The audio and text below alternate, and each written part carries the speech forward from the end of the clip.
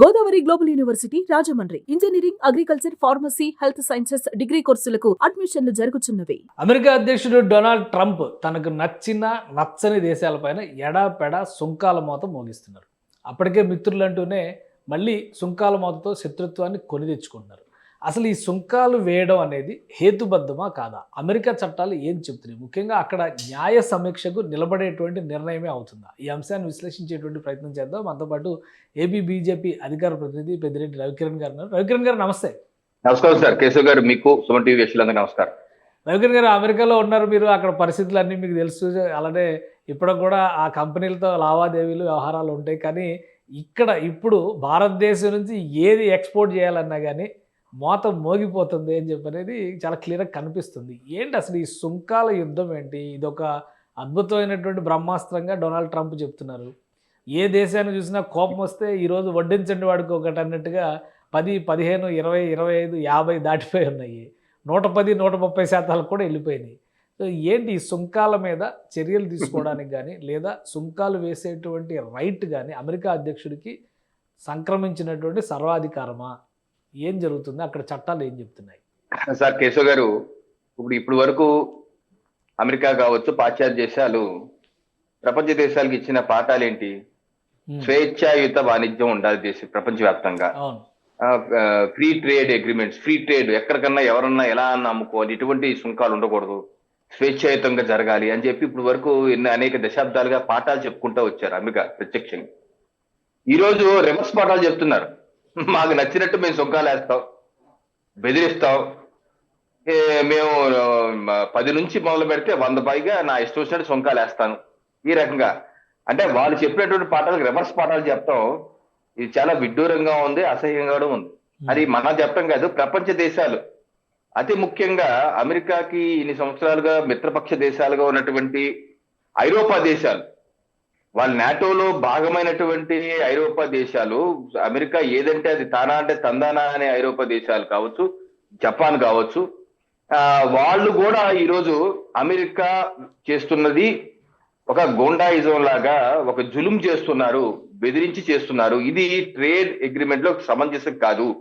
విదేశాంగ విధానాల్ని సార్వభౌమత్వం ఉన్న మా దేశాల మీద మా యొక్క విదేశాంగ విధానం ఏ రకంగా ఉండాలని చెప్పి నిర్ణయించుకునేది మా దేశం, మా ప్రభుత్వం, కానీ మీరు కాదు.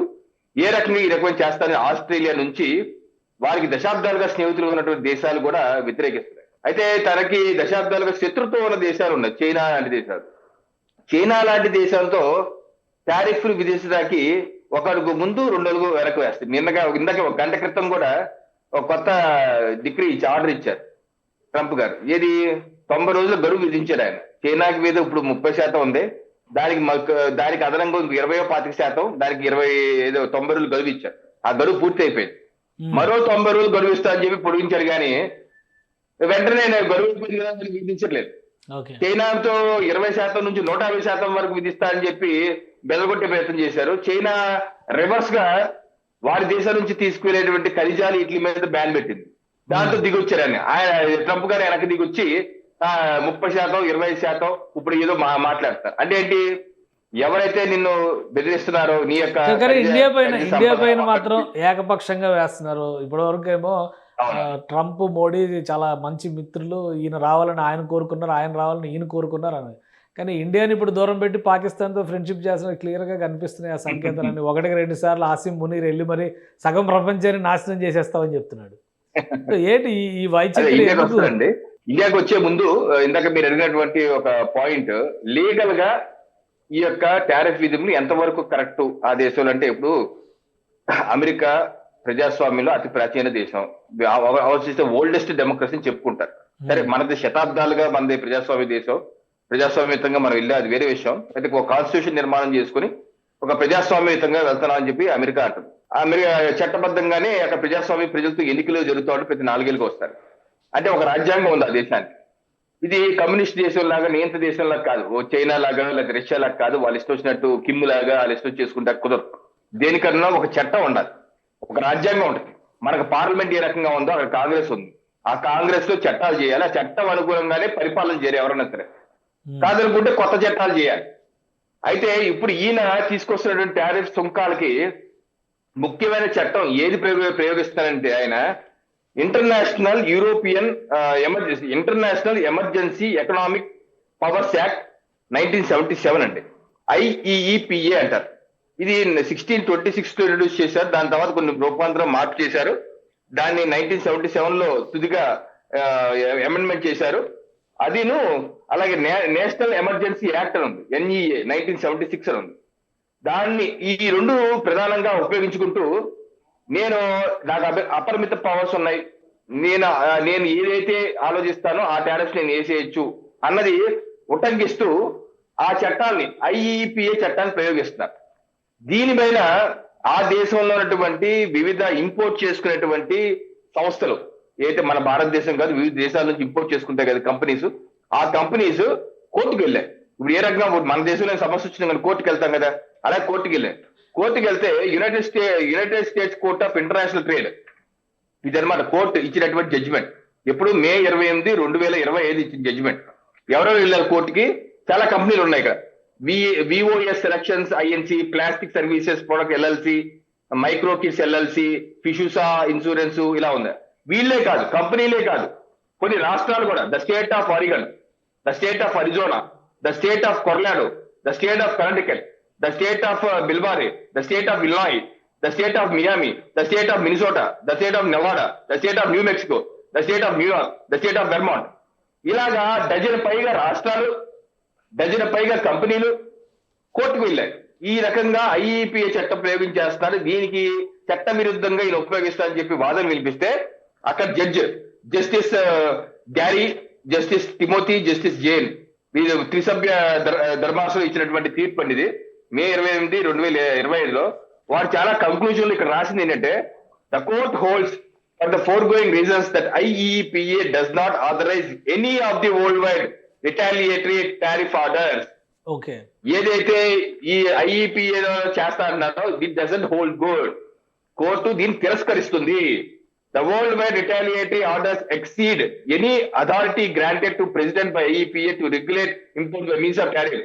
మీన్స్ ఆఫ్ టారిఫ్స్ ని ఒక విధిగా తీసుకుని రెగ్యులేట్ చేసే అధికారం ఏదైతే రాష్ట్రపతికి ఉందో దాన్ని వైలేట్ చేస్తున్నారు, దాన్ని అధిగమించి బలి చేస్తున్నారు. The challenge tariff order will be vacated and their operation permanently enjoined, అంటే ప్రొహిబిటెడ్. ఈ టారిఫ్ ఆర్డర్ ఏదైతే ఉందో దాన్ని మేము తొలగిస్తున్నాం, దాన్ని సస్పెండ్ చేస్తున్నాం అని చెప్పేసి United states court of international trade already తీర్పు ఇచ్చింది. అంటే లోవర్ కోర్టు ఆల్రెడీ అమెరికాలో తీర్పు ఇచ్చేసింది, నువ్వు చట్ట వ్యతిరేకంగా మీరు చేస్తుంది చట్ట వ్యతిరేకం. దీని మీద అక్కడ ట్రంప్ ప్రభుత్వం హైకోర్టుకి వెళ్ళింది. హైకోర్టు అంటే అక్కడ సర్వీస్ కోర్టు అంటారు. హైకోర్టులో ఇప్పుడు వాదన జరుగుతుంది. అక్కడ ఉన్నటువంటి నిపుణులు చెప్పడం కూడా హైకోర్టులో, అక్కడ ఫెడరల్ కోర్టులో కూడా ట్రంప్ కి ఎదురు చొక్కే. ఎందుకంటే ఈయన చేస్తుంది చట్ట వ్యతిరేకం, రాజ్యాంగ వ్యతిరేకం. ప్రజాస్వామ్య దేశాల్లో రాజ్యాంగ పరంగా వెళ్ళాలి కానీ ఇష్టం వచ్చినట్టు నియంత్రణ వెళ్తే కుదరదన్నారు. మా అయితే ఈ కోర్టుల నుంచి జడ్జిమెంట్ వచ్చే లోపే జరగాల్సిన నష్టం జరిగిపోతుంది కదా. దేశాల మధ్య సంబంధాలు దెబ్బతింటుంది, వ్యాపారం దెబ్బతింటుంది. అమెరికాలో కూడా ద్రవ్యోల్బణం రేట్లు పెరుగుతున్నాయి అని చెప్పని ఆందోళనలు జరుగుతున్నాయి. అవునండి, ఎందుకంటే ఇప్పుడు తప్పదు, కొంతమంది కొన్ని సందర్భాల్లో వచ్చి అమెరికా అధ్యక్షులు లాంటి ఇలాంటి వ్యక్తి వచ్చి, అది ఎందుకంటే అమెరికా చరిత్రలో ఎవరు ఇలా చేయలేదు. అమెరికాకున్న 2 శతాబ్దాల చరిత్ర ఉంది పైగా, ఆ శతాబ్దాల చరిత్రలో ఎవరు ఇలా చేయలేదు. మొదటి 2 భారతదేశంతో ఏ అధ్యక్షుడున్నా సరే గత 25-30 ఏళ్లుగా, ఎందుకంటే ఫస్ట్ నుంచి అమెరికా పాకిస్తాన్ కి ఫర్రు. పాకిస్తాన్ మనకి ఎప్పుడు యుద్ధం వచ్చినా సరే వాళ్ళు పాకిస్తాన్ కి సపోర్ట్ చేశారు కానీ భారతదేశానికి సపోర్ట్ చేయలేదు. అయితే 3 దశాబ్దాలుగా వాతావరణం మారి భారతదేశానికి కూడా అమెరికా సపోర్ట్, ఎందుకంటే ఇక్కడ నుంచి భారతీయులు ఎక్కువ మంది అమెరికాకు వెళ్ళటం, అమెరికాలో కూడా ఇప్పుడు మన వాళ్ళు చాలా మంది వైస్ ప్రెసిడెంట్లు అయ్యారు, ఇక్కడ నుంచి వెళ్ళిన వాళ్ళు సెనేటర్లు గా ఉన్నారు. అలా ట్రేడ్ కూడా ఫ్రెండ్షిప్ మారింది.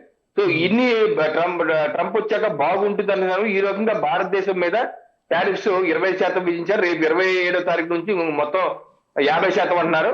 మొన్న 4 రోజుల క్రితం అయితే 8 గంటల్లో ఇంకా పెంచుతా అన్నారు. 4 రోజుల క్రితం 8 గంటల్లో పెంచుతారు ఈ రోజు వరకు మాట్లాడలేదు.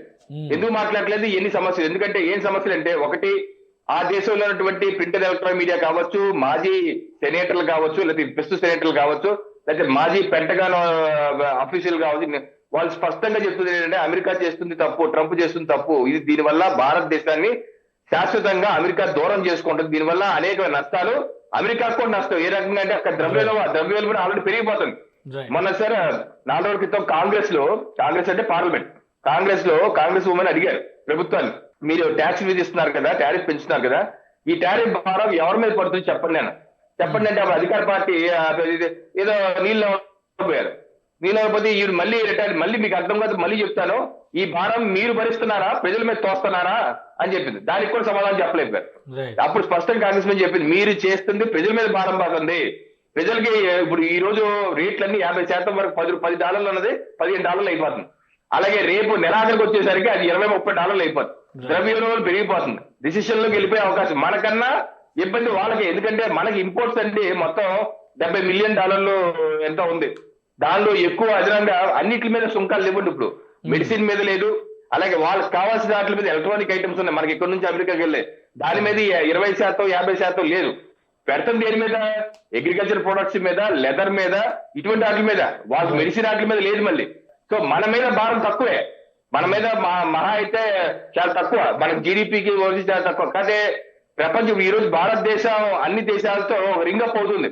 ఎందుకంటే వాణిజ్య పరంగా మీరు చెప్పినటువంటి వెసులుబాట్లు ఉన్నప్పుడు కూడా మళ్ళీ పాకిస్తాన్ సైనిక జనరల్ ఆల్రెడీ ఆర్మీ చీఫ్ ఆయన వెళ్ళాడు, అమెరికా వెళ్ళాడు, రెండోసారి వెళ్ళిన తర్వాత ప్రపంచాన్ని నాశనం చేస్తూ ఉంటారు. అంటే అమెరికా పూర్తిగా పాకిస్తాన్ వైపు ఉంది.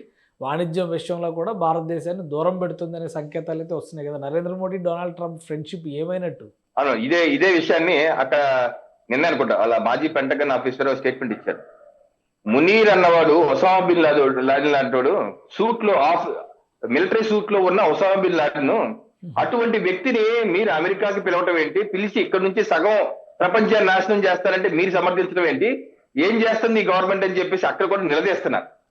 ఈ రోజు ఎందుకు అలా చేస్తున్నారంటాకి రకరకాల కథనాలు వస్తున్నాయండి. ఏ రకంగా అంటే ట్రంప్ కూడా సన్నిన్లా అంటే అల్లుడు దెబ్బ, ఏ రకంగా సోనియా గాంధీకి రాబర్ట్ వాద్రా దెబ్బ ఉందో అలాగే ఈయనకి కూడా వారి యొక్క అల్లుడి దెబ్బ ఉంది. అల్లుడు ఏం చేస్తాడు? వెళ్ళి పాకిస్తాన్ లో క్రిప్టో కరెన్సీకి అగ్రిమెంట్లు చేస్తున్నాడు పాకిస్తాన్ తో. అక్కడ ఏదో క్రిప్టో కరెన్సీ చేస్తాడు, అక్కడ ఏదో ఖనిజాలు ఉన్నాయి, అక్కడ ఏదో ఆయిల్ ఉన్నాయని చెప్పేసి వాళ్ళతో లాలూచి పడి వాళ్ళతో వాణిజ్యం అని చెప్పి అంటున్నారు. ఇది ప్రపంచ దేశాలకు తిరుగుతున్నాయి. ఒక ఉగ్రవాద దేశమైన పాకిస్తాన్ తో మీ వ్యాపారాలు అలాగే తమ యొక్క స్వలాభం కోసం ఈ రకంగా చేస్తున్నారు. దానివల్ల మీరు ఈ రకంగా పాకిస్తాన్ సపోర్ట్ చేస్తారని చెప్పి అక్కడ కేసు కూడా అయింది. అక్కడ ఫెడరల్ కోర్టులో కేసు కూడా అయింది. కేసు కూడా ఫేస్ చేస్తారు. ఎన్ని సమస్యలు ఉన్నాయని బట్ రాసి పెట్టుకోండి కేశవ్ గారు, వచ్చే నెల రోజుల్లో తప్పనిసరిగా అమెరికా ప్రభుత్వ ట్రంప్ ప్రజలు తప్పేం లేదు, అమెరికా అధ్యక్షుడు ట్రంప్ దిగిరాక తప్పదు. గతంలో ఏ రకమైన టారిఫ్స్ ఉన్నాయో ఆ టారిఫ్స్ వెళ్ళక తప్పదు.